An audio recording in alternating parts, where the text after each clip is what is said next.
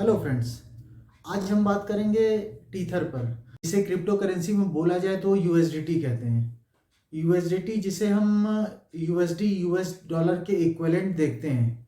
और क्योंकि जब हमको क्रिप्टो करेंसी अपनी बेचनी होती है तो हमें पैसा या तो आईएनआर में चाहिए होता है या फिर पैसे के इक्विवेलेंट हो, जो रुपए के इक्विवेलेंट हो, आईएनआर के इक्विवेलेंट हो।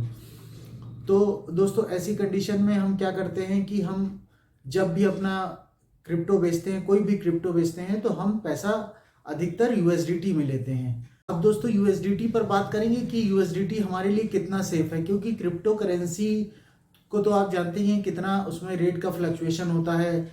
60-70% प्राइस अप एंड डाउन हो जाते हैं। बिटकॉइन का ही देख लीजिए और सारी क्रिप्टो करेंसीज का रेट देख लीजिए, काफ़ी ऊपर जाके काफ़ी जो है हाई और डाउन देखने को उसमें मिलता है। दोस्तों, जब क्रिप्टो करेंसी की शुरुआत हुई तो इसमें लोग अपने क्रिप्टोज खरीदते बेचने लगे, तो इसमें काफ़ी ज़्यादा दिक्कतें आने लगी, क्योंकि क्रिप्टो के रेट काफ़ी अप एंड डाउन हो रहे थे। तो इसमें जो है यूएस डॉलर के बेस पर एक करेंसी की शुरुआत की गई। जैसे हम अपने देश में आईएनआर में पैसा लेते हैं, वर्ल्ड वाइड हर कंट्री की अपनी करेंसी है। तो ये समस्या हर जगह आ रही थी कि अपने करेंसी में कैसे पैसा लिया जाए। तो इसलिए यूएसडी को इक्वल मानकर ये यूएसडीटी की शुरुआत हुई, यूएसडीटी टीथर की शुरुआत हुई। जब उसमें यूएसडी में जब टी लग जाता है तो टीथर हो जाता है, मतलब यूएसडीटी बन जाता है। यूएसडीटी के बराबर भी यूएसडीसी और बाइनेंस का अपना कॉइन बीयूएसडीटी भी है।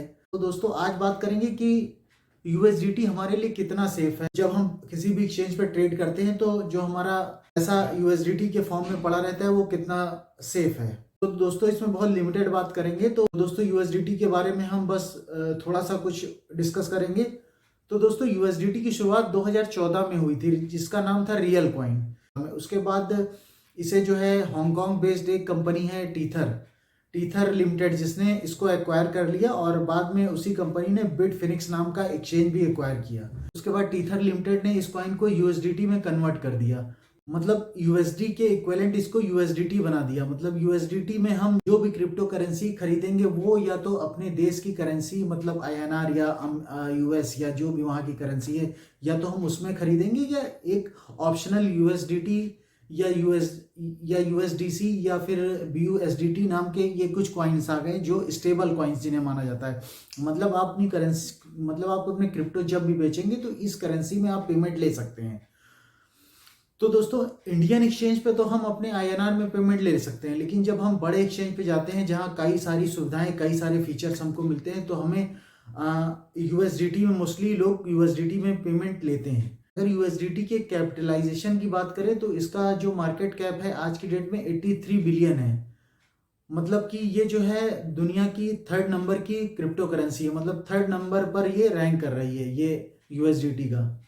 और दोस्तों, अब जो है क्योंकि दूसरे एक्सचेंज में हमें आईएनआर में पेमेंट नहीं मिल सकती है, मतलब जो वर्ल्ड वाइड जितने भी और इंडियन एक्सचेंज को छोड़ के जो भी एक्सचेंजेस हैं उसमें हमें क्योंकि आईएनआर का कोई ऑप्शन नहीं मिलता है, आईएनआर में कोई मतलब सिस्टम नहीं है पेमेंट लेने का, इसलिए हम यूएसडीटी में मोस्टली पेमेंट रखते हैं। तो अब दोस्तों, बात आ जाती है कि यूएसडीटी कितना सेफ है। तो दोस्तों यूएसडीटी की अगर सेफ्टी की बात की जाए तो यूएसडीटी उतना ही सेफ है जितनी बाकी करेंसियां हैं। मतलब उसके रेट में तो फ्लक्चुएशन नहीं आता है। रेट में फ्लक्चुएशन तभी आएगा जब बहुत बड़ा कोई निगेटिव न्यूज़ आई जाएगी, या जो इसका सपोर्टिंग एक्सचेंज है अगर उसमें कोई दिक्कत आ जाती है, तब यूएसडीटी पे रिस्क है, वरना रिस्क फैक्टर नहीं है। इसके रेट अप एंड डाउन को लेकर रिस्क तो बहुत ही मान के चलिए 0 है। लेकिन रिस्क अगर देखा जाए तो रिस्क उतना ही जितनी बाकी क्रिप्टो करेंसीज में है। मतलब या तो इसका रेट डाउन नहीं होगा, मतलब इसका रेट डाउन नहीं होगा, या तो अगर किसी तरीके की दिक्कत आ गई, कोई इसके जो ऑनर हैं या उसमें कोई किसी तरीके का निगेटिव न्यूज़ आ गई, या बैंक करप्ट हो गए, या कुछ सिस्टम ऐसा इनका गड़बड़ हुआ, तब तो इसमें किसी तरीके की दिक्कत आ सकती है, वरना यूएसडीटी सेफ है। यूएसडीटी और यूएसडीसी और बीयूएसडीटी ये तीनों कॉइन जो है मोस्टली जो आईएनआर या अपने अपने कंट्री या अपने अपने कंट्रीज़ में जो इस्तेमाल की जाने वाली करेंसीज है उनके इक्विवेलेंट जो ये यूएसडीटी और यूएसडीसी या बीयूएसडीटी जो रखे गए हैं, ये कॉइन जो स्टेबल कॉइन फिएट बैलेंस रखा गया, ये एकदम सेफ है। अब आ जाते हैं इसमें जो पास्ट में जो दिक्कतें रही हैं।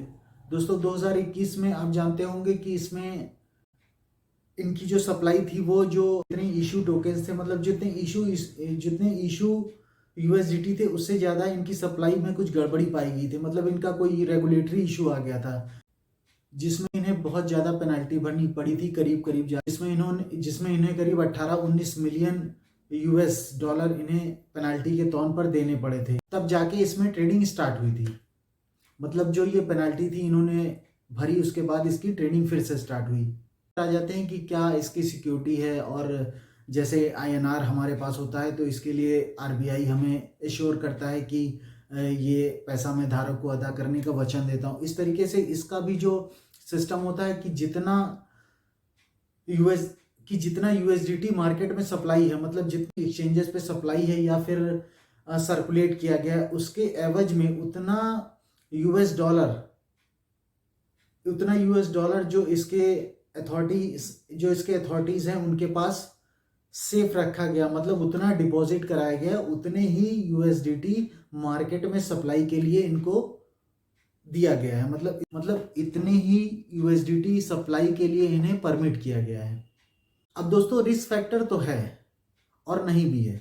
रेट अप एंड डाउन को लेके तो रिस्क फैक्टर नहीं, लेकिन अगर कोई भी दिक्कत आती है तो कभी कभी लास्ट टाइम आपने देखा था लूना कॉइन के साथ जो हुआ, लूना कॉइन रातों रात गिर गया, उसका रेट एकदम जाके 0 हो गया। सीधा सा कहना है, जैसे हम क्रिप्टो करेंसीज में जितनी सारी भी क्रिप्टो करेंसीज हैं, बिटकॉइन, एथेरियम या एक्सआरपी या मैटिक, बहुत सारे कॉइन्स हैं जिसमें हम अपना पोर्टफोलियो बनाते हैं। तो मेरा कहना तो सिक्योरिटी के तौर पे मेरा कहने का सीधा सा मतलब ये है कि यूएसडीसी, BUSDT जो बाइनेंस का एक्सचेंज है, हमें उसमें भी कुछ ना कुछ फिएट बैलेंस रखना है। मतलब यूएसडीटी में ही सारा हमें पेमेंट नहीं रखना है, हमें इसके जो अल्टरनेटिव कॉइन्स हैं, स्टेबल कॉइन्स हैं, हमें उसमें भी पेमेंट रखना है। और जो भी पोर्टफोलियो में अपना फिएट बैलेंस रखते हैं आईएनआर की जगह पर, अगर हम इंडियन एक्सचेंज पे काम कर रहे हैं तो कोशिश करें कि आईएनआर में ही हम अपना पेमेंट रखें। मतलब जो क्रिप्टो करेंसी बेचे उसका पेमेंट हम आईएनआर में ही रखें। और अगर किसी बड़े एक्सचेंज पर, इंटरनेशनल एक्सचेंज पर बेचते हैं तो हमें कोशिश करना चाहिए कि जो अपना फिएट बैलेंस रखें, जो स्टेबल कॉइन हम रखें, वो हम कई करेंसीज में रखें, यूएसडीसी में रखें, यूएसडीटी में रखें और BUSDT में भी रखें। तो सब में रखें ताकि किसी एक कॉइन्स में दिक्कत आए, किसी एक कॉइन में दिक्कत आए तो हमें किसी तरीके का हमारा मार्केट जो भी हमारा कैपिटलाइजेशन है उस पर कोई असर ना पड़े, उसमें थोड़ा ही नुकसान हो।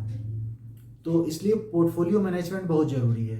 तो दोस्तों उम्मीद करता हूँ जानकारी आपको अच्छी लगी होगी और यूएसडीटी के बारे में आप सब कुछ जान गए होंगे कि कैसे इसको मैनेज करना है। तो दोस्तों अगर वीडियो अच्छी लगी हो और इन्फॉर्मेटिव लगी हो तो चैनल को सब्सक्राइब कर लें और लाइक बटन ज़रूर दबा दें और बेल आइकन बटन भी प्रेस कर दें। तो धन्यवाद दोस्तों, जय हिंद।